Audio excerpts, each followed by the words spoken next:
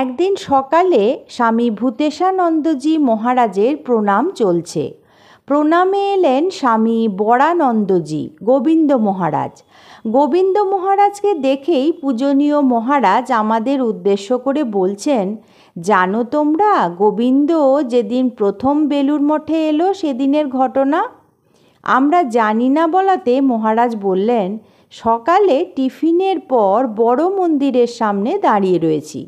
এই রকম সময় একটি শক্ত সমর্থ যুবক সামনে এসে দাঁড়ালো, যেন কিছু বলতে চায়।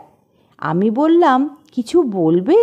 বলতেই সে গড়গড় করে বিরক্তির সঙ্গে বলে চলল, হাওড়া স্টেশন থেকে হেঁটে আসছি, লোককে জিজ্ঞাসা করছি বেলুড় মঠ যাব। লোকেরা শুধুই বলছে এগিয়ে চলো। আর কত এগোবো? এগোতে এগোতে তো দেখছি এবার গঙ্গাতেই পড়ে যাব। বলে স্বামী ভূতেশানন্দজি মহারাজ খুব হাসতে লাগলেন।